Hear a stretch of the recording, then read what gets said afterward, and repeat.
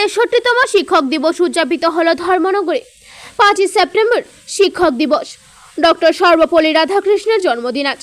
ওনার জন্মদিবস শিক্ষক দিবস হিসেবে পালিত হয়ে আসছে সমগ্র ভারতবর্ষে। যুবরাজনগর, কদমতলা এবং কালাছড়া ব্লকের বিদ্যালয় পরিদর্শকের উদ্যোগে শিক্ষক দিবসের মূল অনুষ্ঠান অনুষ্ঠিত হয় ধর্মনগরে বিবেকানন্দ সার্ধ শতবার্ষিকী ভবনে। প্রদীপ প্রজ্বলন ও ডক্টর সর্বপল্লী রাধাকৃষ্ণের প্রতিকৃতির সামনে পুষ্পার্ঘ অর্পণের মধ্য দিয়ে অনুষ্ঠানের সূচনা করেন ধর্মনগর পুর পরিষদের ভাইস চেয়ারম্যান মঞ্জুনাথ। শিক্ষক দিবস উদযাপন অনুষ্ঠানের মধ্যে অন্যান্য অতিথিদের মধ্যে উপস্থিত ছিলেন অবসরপ্রাপ্ত প্রধান শিক্ষক রিপন চক্রবর্তী, অবসরপ্রাপ্ত শিক্ষক উত্তম কুমার পাল, অবসরপ্রাপ্ত রাজ্যপাল পুরস্কার প্রাপ্ত দেবব্রত নাথ, অবসরপ্রাপ্ত বিদ্যালয় পরিদর্শক হারান চন্দ্র সেন।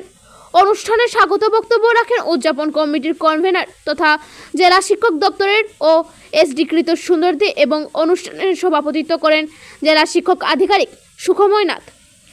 মঞ্চে উদ্বোধনী সঙ্গীত পরিবেশন করেন তথ্য ও সংস্কৃতি দপ্তরের শিল্পীরা। পাশাপাশি বিভিন্ন বিদ্যালয় থেকে আগত শিল্পীরা তাদের সাংস্কৃতিক অনুষ্ঠান পরিবেশন করেন। Bureau report, Shyamali Tripura. সম্পর্কে বলতে গেলে আমি তার জীবনের কিছু কিছু বিষয়, সমগ্র বিষয় নিয়ে তো আলোচনা করা ঘন্টার পর ঘন্টা চলবে, আপনারাও বিরক্ত হবে।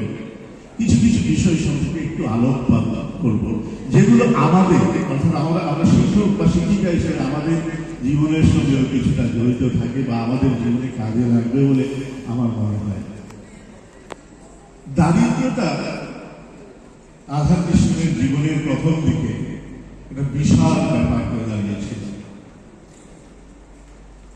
উনি দারিদ্রের কারণে অনেক সময় পড়াশোনা থেকে বিচ্যুত হয়েছে, অনেক সময় সমাজ থেকে বিচ্যুত হয়েছে, আমরা জানি।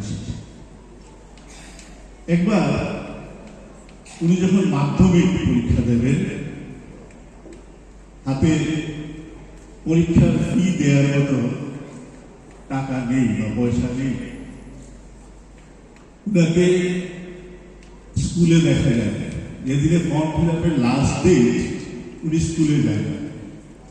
প্রধান শিক্ষক দেখা যায় মেধাবী একটা ছাত্র স্কুলে আসেনি আজকে, উনি নিজে ফর্মটা ফিল আপ করলেন, করে রাধাকৃষ্ণের সইটাও নিজে করলেন। আপনারা সবাই জানেন যে ফর্মের মধ্যে সই করতে হয়, উনি নিজে করলেন।